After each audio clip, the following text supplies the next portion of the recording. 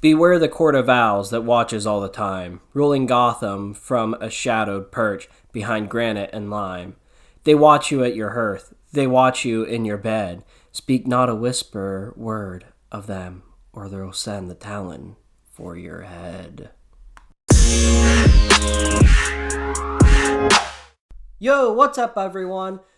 Welcome, or welcome back if you're a repeat caper here at Unbuckled Comics. I'm your host, Unbuckled Cape, and today I got our first sidekick episode for you. That's right, you are going to hear another voice rather than just my lovely pipes. That's a joke.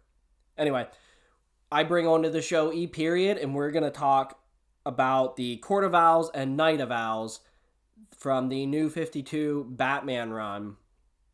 They were Volume 1 and Volume 2 in those runs, but I explain all that and we get into a real long, in-depth conversation about the two books that are joined together one story arc.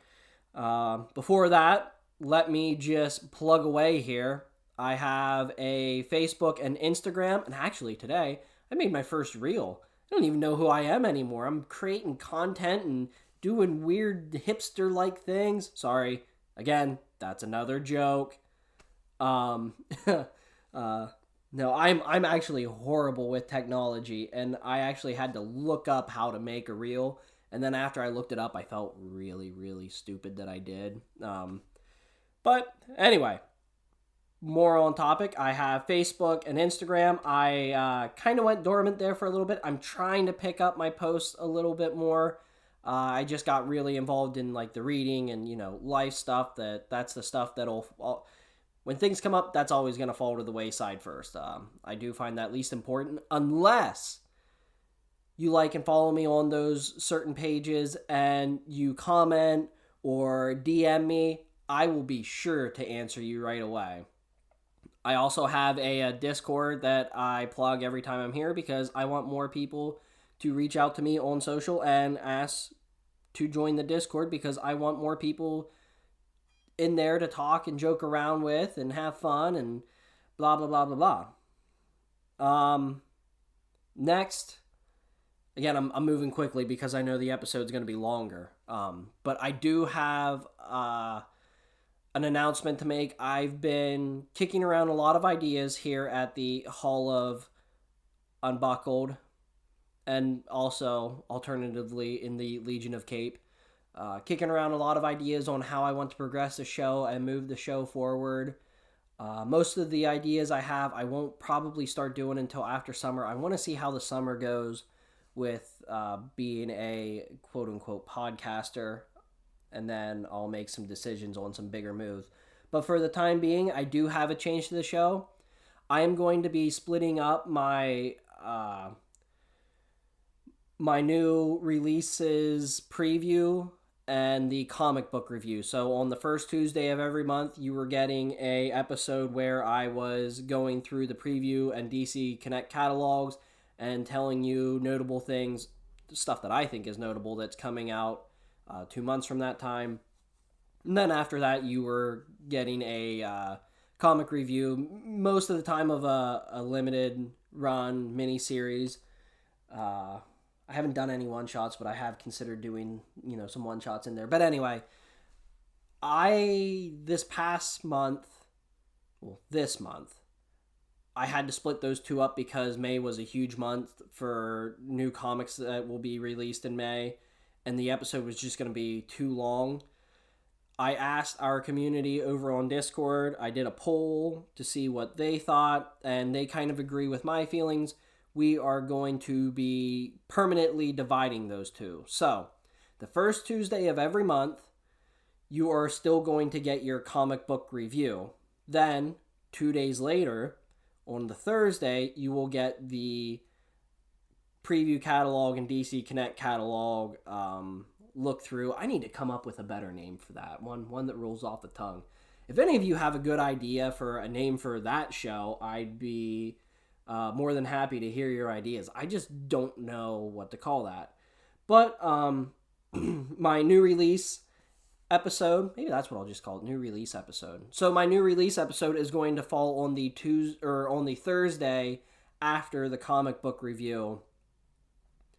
And the reason I'd like to do it that way is because that way, what is coming out is fresh in your noggin for when you make your comic book store trip that weekend.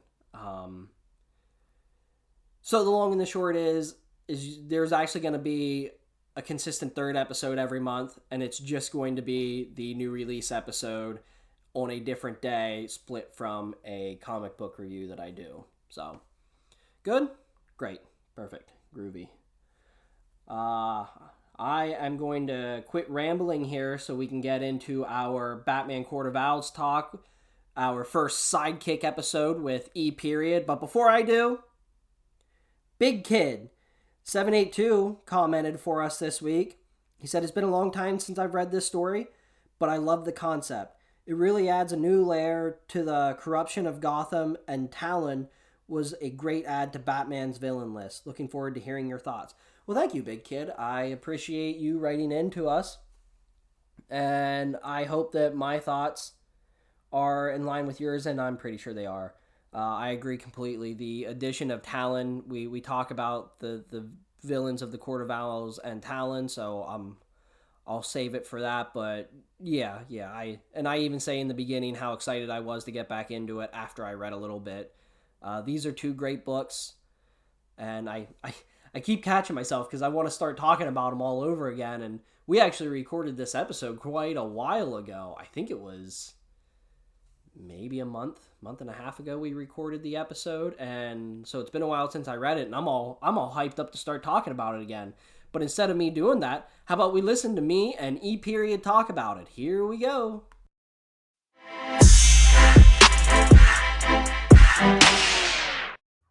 All right, so tonight we're going to be talking about the Night of Owls. It's the Court of Owls and City of Owls, Volume 1 and Volume 2. It is the Batman New 52 run. It is the first two volumes of that run. And this is our 10th episode, and it is going to be my first comic book review with a guest. My guest is E period. How's it going, buddy? Good to be here, Mr. Cape. Unbuckled Cape.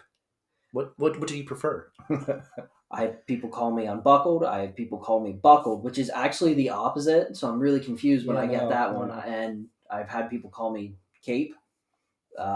Point of contention, too. I like how you just pick my name. Well, it was a nickname from high school. Yeah, I'll accept it. It's fine. I didn't want to call you Pooper. No, yeah, that would be. Yeah, that's not a great one. Yeah. But anyway, you're actually the one that bought me these books for Christmas one year, and you bought me Death in the Family as well.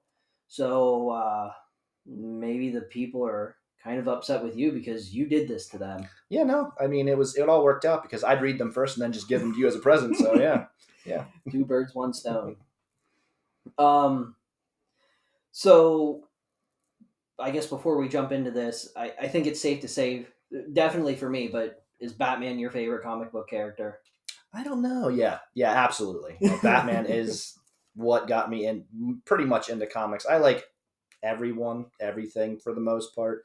But yeah, Batman's the king for the most part. Yeah, absolutely. But on the flip side, are you more DC or Marvel? Yeah, no, I've always said that. Batman was my favorite superhero. But Marvel is probably I actually lean more towards Marvel, knowing a little bit more about the Marvel mythos. So I actually used to say that I was all DC, but the further I've been going outside of Marvel has a lot of good stuff. Well, yeah, you've always been a Venom guy too, so that's, I would almost say that just you talking about stuff, Venom seems to me to be your second favorite superhero in terms of, well, anti-hero, I guess, but yeah. Venom works best when he's a villain. Yeah. I did like the Flash Thompson, but that's off topic. So you and I actually kind of, before we really got into comics, it was a lot about the BTAS cartoon and the Arkham games. Mm-hmm. And spent a lot of time doing those. I guess the question is, what made you transition to the comics? Oh, absolutely 100% my older brother. My older brother has forgotten more about comics than I will ever know. I have one of those white cardboard boxes filled with comics. He has probably, I don't know, probably like 80 of those things in his house in like a giant closet. So he is definitely the reason that I like comics, and ipso facto that you're into comics now too. So yeah, funny how that works. When was the last time you read the Night of Owls story arc? Before this week, oh man, probably whenever I gave them to you for a Christmas present was the last time I had read them. That's why I definitely had to reread them, just because it was stuff I'd forgotten, stuff that I kind of remembered, but forgot how good of a book it was. Yeah, I think that's 12 years. Yeah. I think is what that amounts to. Well, yeah, I think it was a 2011 run. Is that right around what it would have been? That would have been about 12 years, Yeah, somewhere around there. Yeah. Yeah, and like you said, I used to read these pretty regularly until my collection got built up, and I went back to read them. I thought, I know these books really well. I don't even know if I would have to reread them, and I might have got away with it. But after I got through that first issue in it, I was like, oh boy, I can't wait to read the rest of this. These are really good books. As always, let's start with the art style. You and I probably should have been recording well before this. We've been sitting here for like a half hour, and we had already talked about the art, but I do like the art in this. I like the consistent dark tone in it. I have no complaints, but it's not an art style that wowed me, but it's not underwhelming either. Well, and once again, if it's Batman and somebody knows how to draw Batman and make it interesting, doesn't really matter to me, as long as it's not an awful art style. Not an awful. I don't want to say awful, because an artist is obviously going to be better than how what I can draw, but it's something. Yeah, I like the art style in this case. They did a good job with the book, and they know how to draw Batman. I'm actually going to say this is my second favorite Batman costume drawing. Okay, I'm partial to the blue cape. Yeah, I like the blue cape and yellow belt. Yep. But this is good because he does have a yellow belt in this one, so I get half of it. And it's honestly, it's more tactical anyway with this style. I mean, blue cape and yellow belt, it's classic, and I do like that costume, but not necessarily believable that he's hiding in a rafter somewhere. Yeah. Right. So I know that we're going to end up getting into a lot of long debates about stuff as we go through this, so I'm going to quickly power through the creators. First and foremost, Scott Snyder, the writer. He also wrote Talon, which is a book that I'm going to pick up. It is a book of a rogue Talon, which is a member of the Court of Owls. We'll talk about that later. As well as Dark Knights, Swamp Thing, a bunch of other stuff like that. And his buddy, Greg Capullo, is the artist of this. He has worked on a bunch of stuff along with Scott Snyder, including stuff that Snyder wasn't involved on, was Spawn. He actually did some time on Spawn. I did see that, yeah. So you can kind of see that too with the Spawn, and Spawn's art style is very specific a lot of the time, and yeah, you could see that in this too.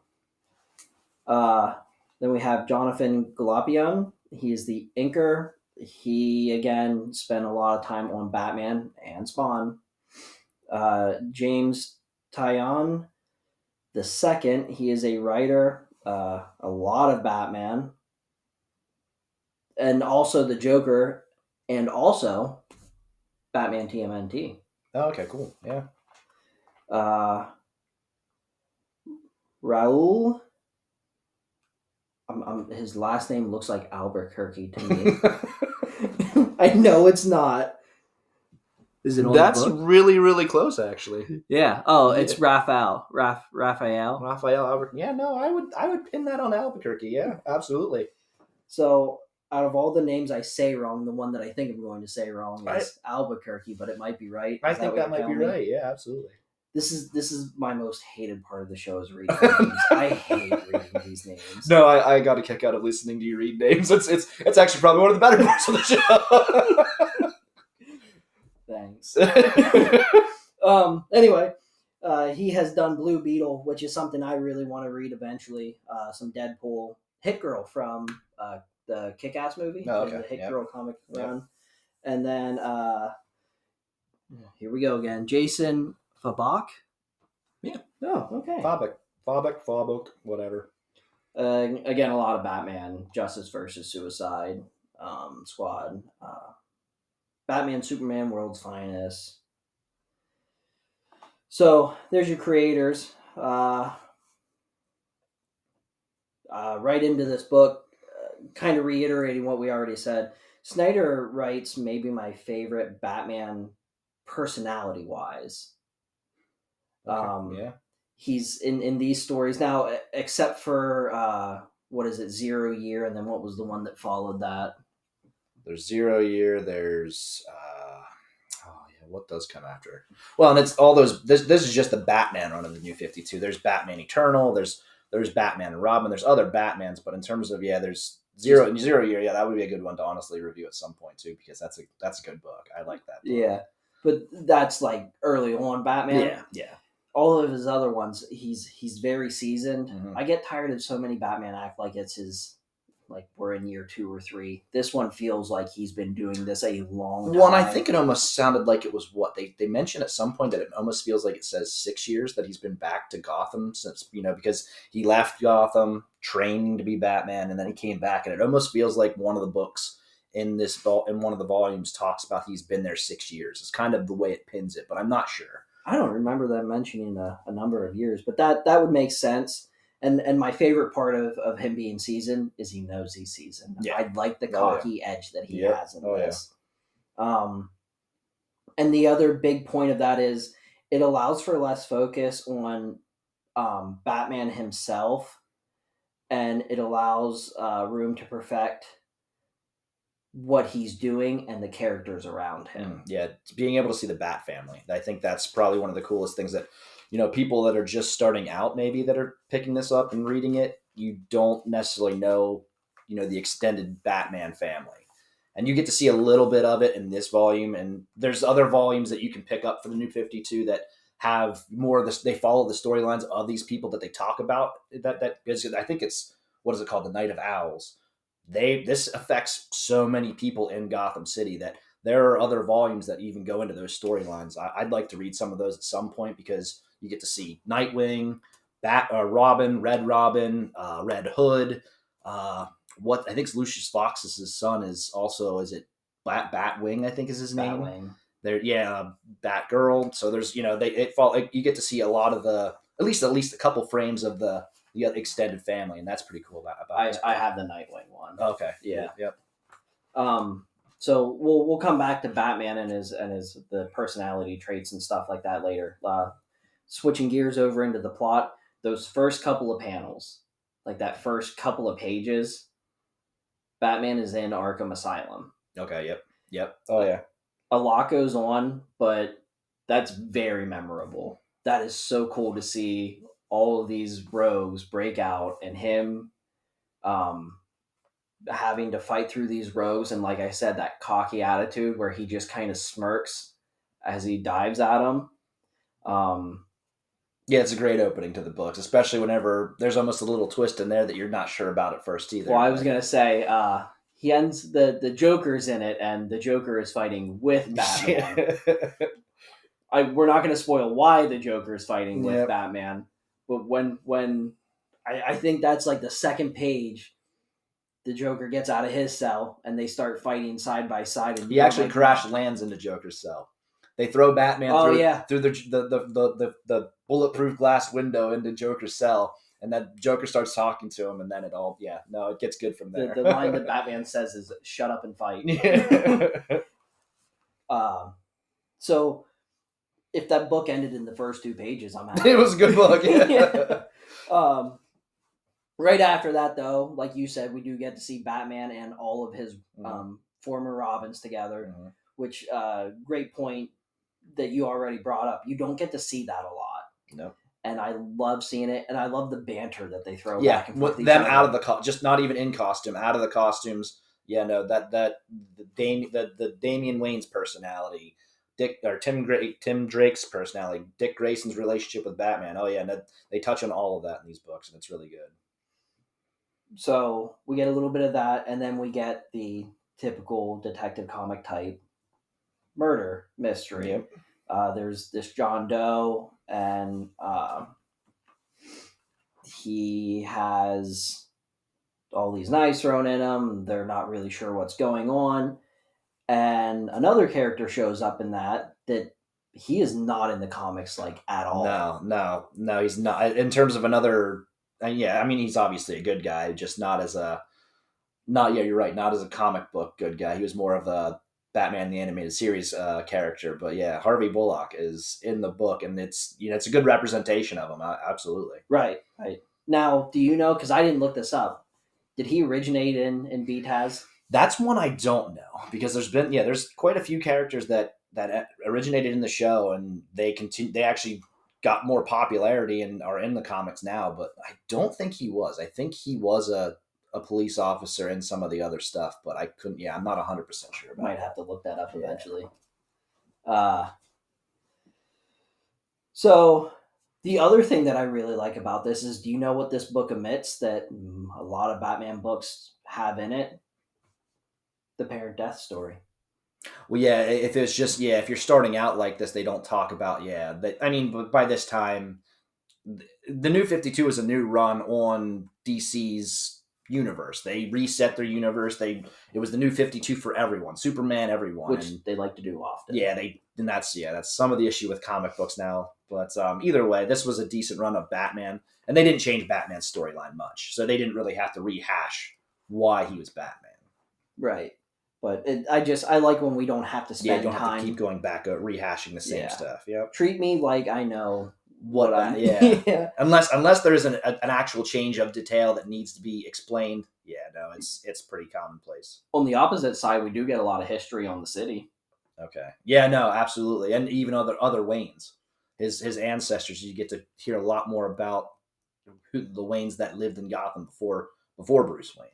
I know. Actually, Harvey Bullock made his first appearance in Detective Comics in 1974. So he did not originally. He was in the comics, just not as much. It's unfortunate because I kind of like him. He's great in BTAS. Mm-hmm. Absolutely. But anyway, back to the history of the city and Waynes. Like I said, it's something that we don't get a ton of in other books because we're so focused on Batman and the villains. But and the fact that they give you to that first to build the foundation of what the whole Court of Owls deal is. Mm-hmm. And again, it goes back to Snyder's writing of Batman and how Batman is super cocky. He knows the city's history. That's the whole point in this. He's giving a speech to a bunch of public figures, mm-hmm. and he's talking about how well he knows the city, and he knows this, and he knows that. And actually, one of my favorite parts in the comic is when Alfred Pennyworth comes up to him and says, "You forgot to mention all the secret back bunkers that you have in these You're building into the buildings." Yeah. Oh, it slipped my mind. But then we get the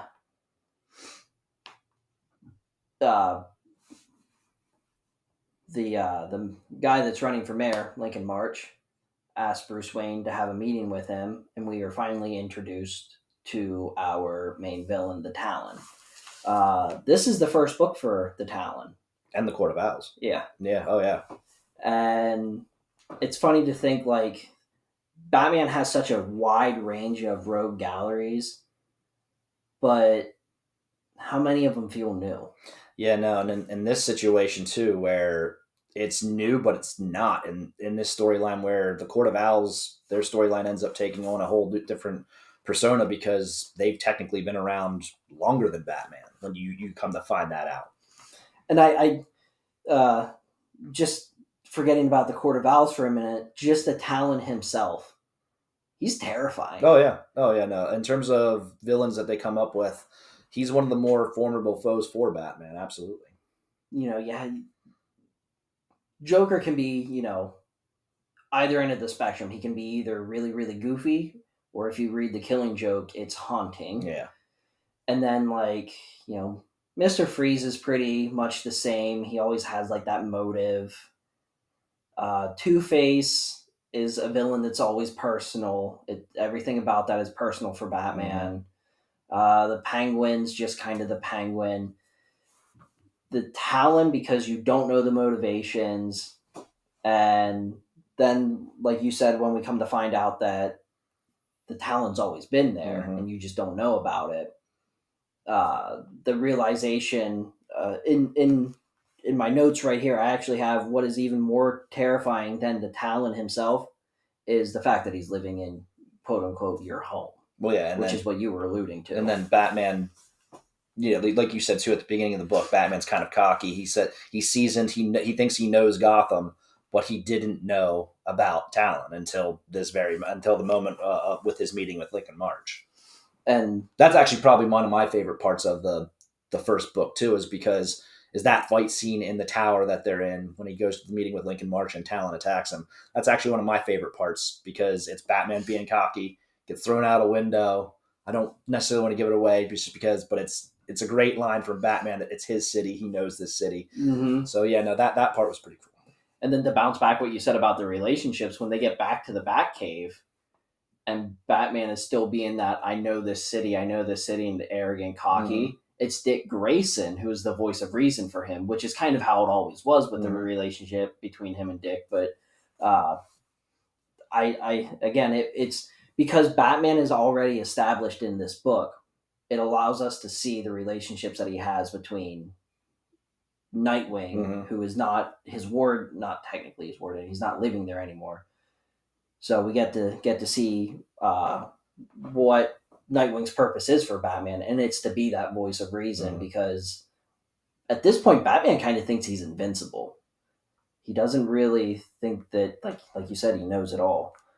And to make it even worse, they make the whole thing really personal for him. Oh, absolutely, yeah. He goes through the whole story of when his parents died. He actually looked for the Court of Owls. Now, I guess it's worth noting that the Court of Owls, that when the Talon goes to kill someone, they say a nursery rhyme. And I guess this is a nursery rhyme that everyone in Gotham grows up knowing. And I don't remember what it is, but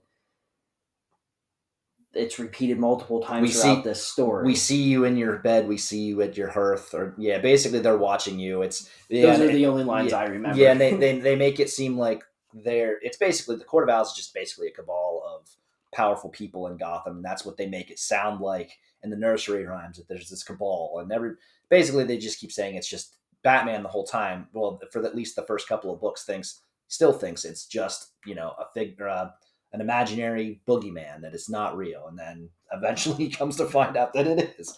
But that's probably the other cool part about these books. You could either be a seasoned Batman reader or a non-seasoned Batman reader, and you're still not lost. So that's really cool about the Court of Owls. So then, we get the story of when he was a child and how he actually goes and searches for the Court of Owls because he was looking for something more than just a low-life thug murdering his parents. He wanted there to be a bigger reason behind it, and he tracks them down to a place that he thinks he finally got it, and they're not there. He gets trapped. And Alfred comes to him, and since then he's dropped it. He was basically comatose when Alfred found him. That's why he just gave up on it. He said he tells Dick Grayson that he knows there's no Court of Owls because he's already done the research. So he's convinced himself that there isn't. But Dick Grayson, like you said, voice of reason, says anything is possible. You might not know, and that's obviously he's right. So you said that one of your favorite parts of it is the fight scene in the tower. Yeah, and he's not even back. He's still Bruce Wayne. He's not even in costume. My favorite is when he gets captured in the maze. Yep. Okay. He's in the labyrinth. Okay. That's awesome. Because at the end of it, yeah. Oh yeah, no. Yep. Batman's going crazy. They have him trapped in this labyrinth. He can't find his way out, and it seems like it must be for weeks. It is. It's at least a couple of weeks because that's when they even talk. That's when you'll see more information about the Bat family. They show what they're going through trying to find him. Yeah, they talk about keeping the bat signal on. Mm-hmm. Well, it burns out. That's how it is. The bat signal Jim Gordon and Bullock are talking about that. Yep. And Damian Wayne shows up as Robin, and he wants them to turn it on, and he says, "Get another one, and please." And if you know anything about Damian Wayne, please isn't part of his vocabulary. Yeah, absolutely. Yeah. So that's just a little tidbit to show you how severe this is, that Batman has been missing a while. And prior to that, like you said, Bullock and Gordon are talking about the light, and Gordon saying it's not just to keep the people scared. It's also to give the ones that know him hope. Mm-hmm. And then that's when we get to see what each member of the Bat family is doing at that time. They're all looking for Batman, but he is trapped in this giant labyrinth with the Talon basically just playing these nasty psychological Talon and the Court of Owls themselves. Yeah, they're just that was the really creepy part. Just not just the Talon themselves, the Talon, but the actual Court of Owls. You know, there's these people wearing owl masks, and you don't know who they are, but it's they're pretty sadistic as well. You find that out in this labyrinth, the labyrinth part of the book. Yeah, and then to really drive home. I was going to ask you if you remember, but like you read this 2 days ago. Of course you remember. To really drive home the point of what they were doing to him psychologically, you actually have to flip the comic book upside down. Yeah, no, that was different. Yep, I remember the first time I read that, I'm like, did something happen to my book? Did something get messed up? And then I realized that, oh no, you actually have to rotate the entire comic because they are basically turning Batman's world upside down, and you have to keep rotating it on each turn of the page. And it's actually a pretty cool way of telling the story. We talked about before in TMNT Last Ronin how when they use different art styles to show different time periods, you know, we'll draw black and white. This is the past. Mm-hmm. You know, really vibrant colors. That's the future. The middle ground is present. When artists and comic book creators use something out of the box to tell a story, it makes a comic memorable. I'm never going to forget the first time that I was reading this, and like you said, you're sitting there going, hold on, they put these pages upside down. Who hired these people to and it's wild. And then like when I got to the end of it, I'm like, do I turn it back around now? No, well, like, you're turning the page and it's going backwards, and you're like, I'm as lost as Batman right now. So you kind of feel lost too. And yeah, no, that was a really neat thing to do at that point in the story. And it wasn't like a cheap gimmick that somebody else might try. This actually fit in the comic, absolutely. And they had that room of all those pictures of all the people that they like supposedly had trapped in the labyrinth and that have Talon has assassinated. Yeah, and one of them was his relative, Alan Wayne. Alan Wayne, I believe it was Alan Wayne. Yes, which was his great grandfather. Yeah, one of the great something. Yeah. And they were taking multiple pictures. You would always end up in this camera room. Mm-hmm. And this camera would take a picture of you, and they put it on the wall, and it was basically showing you physically degrading day after day after day. And Batman's like, at one point, Talon attacks him, and Batman's laying on the ground as he's getting beat up, and he's like fingering on the floor where the drag marks are from the tripod of the camera, and he kind of laughs, and he's, ha, you moved the camera. like he's crazy now. Yep, that was funny. Yep.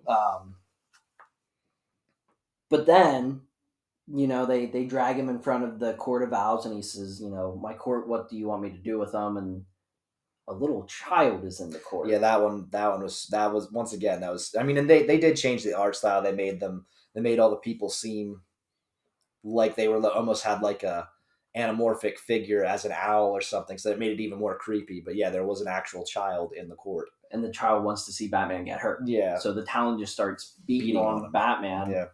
And of like every superhero comic ever, it looks like Batman's going to die, and he talks about just giving into the pain. And then, do you remember what the trigger is? He sees the picture of Alan Wayne, and he remembers he needs help. And that's quintessential Batman. Somebody needs help, and it's on a personal level for him because it's his ancestor. And he knows that these people he now pretty much knows that these people have, you know, attacked his family throughout, you know, 150, 200 years. And that's what brings it back is knowing that his ancestor needed help, and his ancestor was calling out for help, and he wasn't crazy. And that brings Batman back. So the whole Batman is arrogant quickly turns in this book 3 different times, just in volume 1. It's arrogance to, or it's confidence to, okay, he was really arrogant not seeing the court. And then when he starts actually fighting back, it's trained confidence is the way you see it, because it's one of the best moments of I'm smarter than you and I'm better than you. When he is just beating the absolute tar out of this Talon And in front of everyone. after being lost in this labyrinth for weeks, and obviously not having food and drinking out of a fountain that he figured was probably drugged. And that's also why this whole section is one of my favorite parts of it, is because Batman's down and out, and he turns around and just beats the tar out of this. And if you remember at the end, Batman escapes narrowly. Mm-hmm.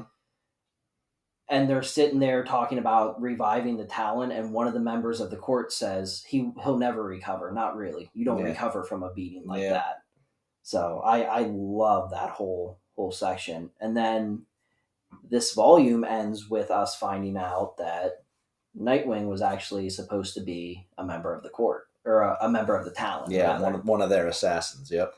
You've come to find that he was actually supposed to be picked. Absolutely. Yep. I thought that whole thing was weird. It seemed overplayed. I mean, I think it was a good way of, because it's a new 52 and it's technically a different Batman universe. I mean, it's something else that they can add, and have a connection to Dick Grayson. But there's also, a section where you find that out. Batman and Dick Grayson have a disagreement about it, and that's a very, very powerful part of the book as well. I just didn't understand the disagreement. Like, why would Nightwing care, and why was Batman so?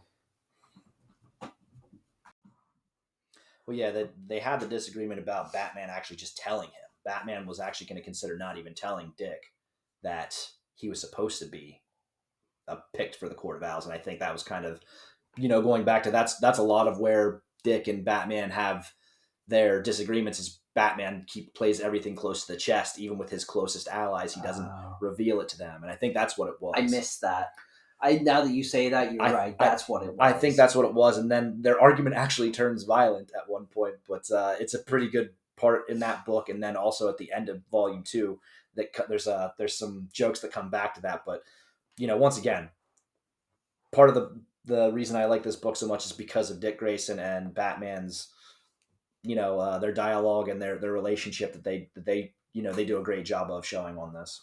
Right. So at the end of Volume 1, all the Talons are released, and there's hundreds of them. And they're just basically like super soldier assassins, basically what these Talons are. The only thing that really affects them is the cold. Cold, yeah. So they are going after Bruce Wayne because they know, and they're going after everyone, every political figure. Yeah, they have a hit list of like 40 people or something like that, and they're just people that are not just Batman, but like people that are high up and shaping the city. I think is what they basically people say, shape the city or something like that, and that's who they're going after. So they get into Wayne Manor, and I just pointed out to you there was a nod to the Adam West Batman, and you didn't pick up on I did not see it, no, in one of the panels, but you are right. We just looked at that. There's Alfred is running away from one of the Talons, and he opens up the stairs, the bookcase, to go down into the Batcave, and there are two poles that Adam West and Burt Ward would have slid down. So in the old show, they would slide down the poles, and they would be were they dressed whenever they were not dressed as Batman and Robin at the top, but when they slid down the poles, they had their costumes on to the bottom. But so that was kind of you're absolutely right about that. Yep, I love little Easter eggs thrown in like that throw nods back to the past Batmans. But I actually have in my notes, I was kind of curious. Oh, that's what I mean. Why didn't the Court of Owls know who Batman was beforehand? You remember when they get into the cave, they talk about Bruce Wayne. You would think that, and I guess that's something else that you would think that if they were there in Gotham for hundreds of years and they were shaping, Gotham from behind the scenes and they were killing these people, that they would have been able to figure out that Bruce Wayne was Batman, but they didn't. And it kind of seems like the Talons didn't know that Bruce Wayne was Batman until they get into the mansion to kill Bruce Wayne, and they're like, hey, there's a Batcave here. So some of the Talons kind of make it seem like they didn't know. Maybe it's just that the Talons don't know. Yeah, because some of those Talons were just woken up. They basically, the storyline is there that they had to keep them on ice, basically, and they kept them in like vampire-like coffins, and they were all waking up, and they were kind of figuring that out, all at the same time. But that's a perfect segue into my next note. Did you also think that there were a ton more Talons just in Wayne Manor than what there were coffins? Yeah, no. I mean, maybe they had some extra rooms that they weren't showing on the panels, but yeah, no, there was There's lot a of them. ton of Because Talons. they were not just for the ones in Wayne Manor. They are showing, there's a whole entire section in the next book in Volume 2. Yeah, Volume 2. Where they're showing them going after the people that were on the hit list. And there's a lot of people that probably didn't make it out of Volume 2. So then we also get another fun part of Batman fight scene. I loved when he gets into his mech suit. The mech suit? Oh, yeah. No, the mech suit was cool. No, as soon as you have an idea of what's going on, but whenever the doors open up. The mech suit is cool because, they're freezing the Batcave at the... Oh, my. Oh, my. Anyway, thanks for coming this week. No. But the best part about that is Batman, realizes that these things basically can't be killed, and he says that just means I don't have to play nice for a change. Yep. Batman not holding back was super cool. Yep. There was that word again. I did have a complaint in this, and you said there's Talon all over the place going after these other public figures. And again, I guess if you read the total overarching story, if you go through the Nightwing comic, the Red Robin comics, that's where they're at. But I would like to have seen a little bit more in this book of the Bat family fighting the Talons, but I guess they reserved that for their own. It would have been too jam-packed. I was thinking that too, but I guess it's because the main title in the book is Batman that they're like, we're just going to show you one panel of them possibly having to fight them, but not, go into detail. But yeah, no, you're right. I would actually like to get some of those books just to see what the actual story that part of the story arc actually was. That's why I started reading the Nightwing New 52 was just so I could see him. Yep, fighting the court on the Night of Owls, because throughout the books you see there's a timeline at the top left of some of the panels where it says Night of Owls, 10:52 p.m. That's like Night of Owls is like they're making this like as a New 52 book. This is like a big point in the New 52 storylines is the Night of Owls. Well, and even later on in some of the New 52 Justice League comics, they show the Talons, Batman and them are still hunting down the Talons. Think I do remember reading a Justice League book where he's fighting some of the Talons. Yeah. Yep, there's some rogue ones that got away from the Night of Owls and they talk about Batman talks about tracking them down. Yep. I don't want to spend a ton of time on this, but basically the quote unquote final act of this story is Batman, after they pretty much rounded up all the Talons that they could, they learned that most of their targets were eliminated, so they kind of failed as the Bat family. Yeah. So this was kind of a good way. Yeah, as a Volume 1, you find out that Batman is seasoned in this Volume 1 of Batman New 52. But then you figure out that he's, like you said, arrogant, and that arrogance actually comes back to bite him because a lot of people ended up getting killed because of Batman's arrogance and not being prepared for this. So we're not going to say who the Great Owl actually is. You can't laugh at me. They make that joke in the book. That's true. He makes that joke multiple times, the Great Owl. Who am I? Yeah, no. But this person that is the Great Owl claims to be Thomas Wayne Jr. Mm-hmm. And Batman actually says it at one point that he talks too much and just get to fighting.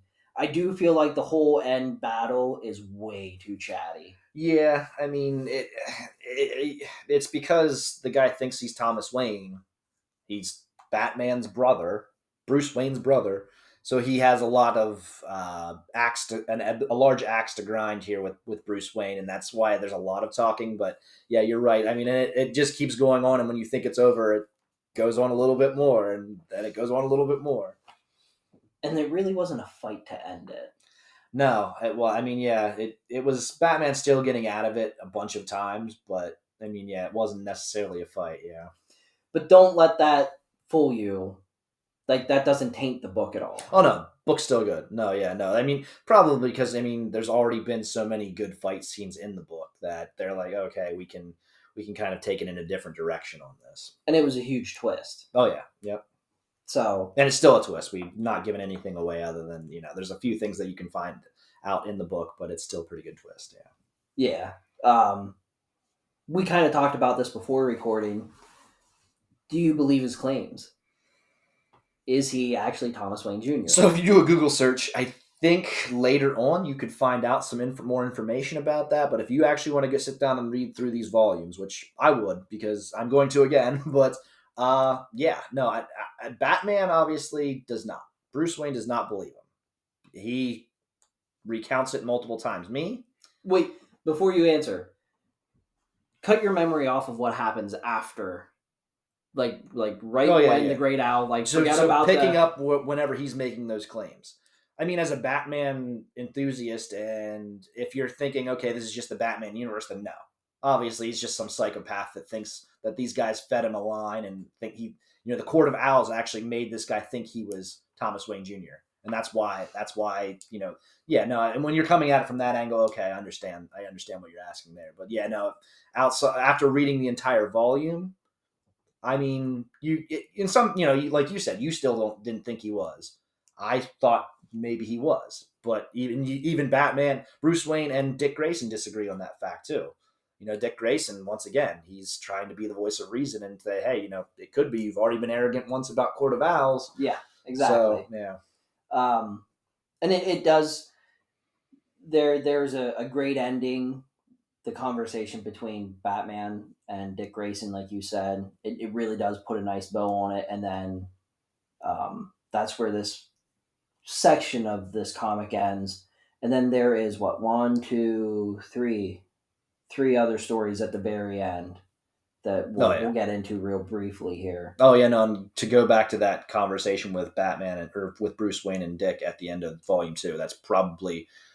I mean, some people might think it's corny, but that was probably my favorite moment in the entire book, and to both the books was in just terms of a moment, not a fight or anything like that, but like Batman not being typical Batman or Bruce Wayne coming out of this and actually kind of learning something, and we'll bounce back to that because something I started doing is.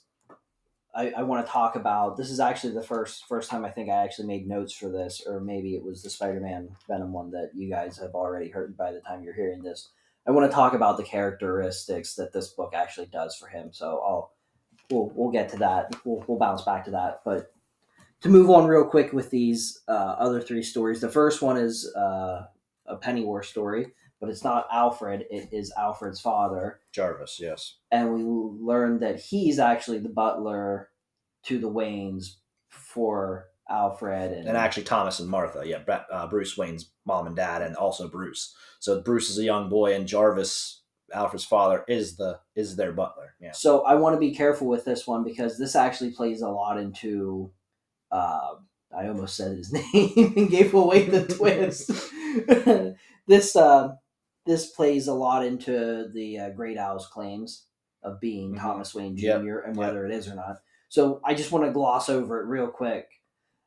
I think it's a fantastic story written as a letter to Alfred. It is a good story. Yep, it's pretty. It's cool that it's written. The whole thing is a monologue, basically. Yeah. And then it's like you said before. It's a flashback, so it's actually like a antique look. All the panels are antique, sort of. Oh, that's right. Yeah. It's not really colorized. It's kind of antique, so it gives you an idea that it is a flashback. Like it details some of the claims that the Great Owl had, like previous attacks on Waynes, and then, like I just said, it really does muddle the ending of the Night of Owls because Bruce Wayne is really confident that the Great Owl was not Thomas Wayne Jr. I almost said his name again. I have to keep thinking. But this makes you feel one way. Like, at the end of the Night of Owls book, prior to reading the Pennyworth book, I was like, oh, okay, it wasn't Thomas Wayne Jr. At the end of this one, you're scratching your head going, oh, all right, well. So then our second story was called Ghost in the Machine. And this is the one about Harper Row. It's kind of sad to see. It was just, the story seemed misplaced a little bit. I think it was forced. Honestly, I didn't care for the story, but it was more about how she basically figures out. So Batman helps her and her brother at one point in the book, and then she figures out she's basically a self-taught electrician that she works for the city, and she works down in the sewers fixing power lines and things, and then she figures in a roundabout way she figures out how Batman masks his presence on CCTV cameras around Gotham City. And I mean, I thought that was kind of a reach. I mean, I know it's a comic book, so everything's a reach, but I mean, I just if a girl that is a self-taught electrician can track down Batman, how are none of these villains who have infinite resources able to find him, or able to at least find that chink in his armor? Right. So I think we we read this in Gotham City, such a bad place, but you really don't ever see kids growing up in the city and what they have to go through. So I do think that was part of it. Probably because it is the beginning of this is actually pretty sad what these two kids are going through. And I did think it was fun to see some backstory to the Court of Owls from someone else's vantage point. Okay, yeah. Like I did think that was a little neat. But like you said, it doesn't add a ton. No, I mean it was basically just a one-off comic that was following, like you said, just basically a couple of kids that live in Gotham. This was right at the beginning of it. It actually was like a kind of a prequel. It was right at the beginning of Volume 1, but they don't include it until the end of Volume 2. So. Yeah.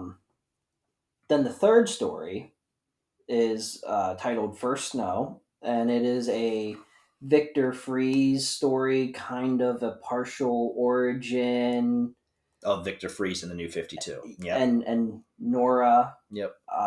His wife. Yep. I kind of don't want to give away what happens in this one. It's just basically at first you think it's just a retelling of Victor Fries' story, just basically through the New 52, universe. But then you come to find out that his storyline is a little different, and it's definitely worth reading. I mean, some people might like it, some people might not. So let me read you word for word what I wrote. When I write my notes, it's like 3 words, and I'm just hoping that you remember. That I remember what I want. Earlier on, when we said about the Adam West knob, my notes were 2 pulls, and I'm sitting there staring at the notes going, 2 pulls? What does that even mean? And then I had to really think about it. Typically, I finish reading a book and I record right away, but it's been about 3 weeks since I read these now. But anyway, this one I wrote exactly what I wanted to say, and it's Freeze isn't used a ton. In all the Batman books I have, he's not used a ton. Mm-hmm. So for that alone makes it worth it for me. Oh, yeah. Otherwise, Yeah, no, and I like Mr. Freeze and the way they introduce I wasn't done. Don't cut me off. I'm sorry. Go ahead. And then they do give him a connection to the Court of Owls, but that connection is meh. Oh, yeah. No, yeah. Okay. That's what I wrote. Are you done? Yeah. No, I you're right. The connection is, I mean, it makes sense, the connection that they draw to him, but in terms of, you still definitely want to read it because it's how they explain his storyline in New 52, but I actually I don't like it as much. I think there's a couple of elements I like of the story, and there's a couple that I don't, but. So, to wrap this up, let's jump back to the characteristics of Batman. I'm just going to run down through a bunch of the ones that we already said. We talked about Snyder makes my favorite Batman personality. Well, maybe my favorite Batman personality wise, because he has that seasoned, cocky attitude. He's actually a little funnier in this because of that. And doing that allows for plot development and relationship development instead of developing just character building is. I mean, it's not just Batman, brooding Batman. It's always brooding Batman, and I like brooding Batman, but I also like this. You're right. This is a great Batman. It's very similar to animated series Batman in a lot of respects, but yeah. The comic also has us see his doubts in his parents. It's briefly for him, but it really affects him when he's doubting his parents, whether they told him the truth or were lying to him. And that final battle with the Great Owl, when he's doubting him, he he's losing. And that's something interesting to see. And it's really brief. It's only a couple panels where that doubt's really, really affecting Yeah, and him. he comes back and at the end of volume 2 and basically says he has absolute faith in his parents and what they have told him. But once again, it's I like we discussed before. I still don't know. I mean, I can't wait to go back and read through all the volumes that I have to see if I can find out if they actually ever reveal what the actual definitive answer. Yeah, the actual answer is on that. And then my final note for this is Batman always seems in control, like the seasoned Batman always does. This book, you didn't have that feeling, like the majority of the time, and then at the very end, you feel like he regained control, as it always should be. Yep, it's back. He's back to being, hey, I know my city. He doesn't come out. He says he doesn't know his city because he basically explains that. But that's a cool part about the book too is what is Gotham to him, and he knows Gotham, and then he doesn't know Gotham, but then he's back to kind of having a good beat on what Gotham is at the end. And yeah, you're right. He has that control factor that is Batman. The guy who the master strategy. He knows what's going on at all times. And eventually we're going to get to that because Tower of Babel is on my short list to get in a review. I have not read that. You have not read Tower? Oh my word! You're going to have to borrow it. That's awesome. But that's then. This is now. So we are imposing a new ranking system here at Unbuckled Comics, and I already went over it with you. The 4 tiers I have is What Are You Doing? Get on it. Get on it, yeah. Pick It Up or pass. That was only 3. No. What Are You Doing? Get on it. Oh, Get on it. I thought What Are You Doing and Get on it was the same thing. No. What Are You Doing? Get on it. Pick It Up. Pick It Up. Pass. Pass. Okay, yeah. So, what would you rank this book? Oh yeah, I mean because it's Batman.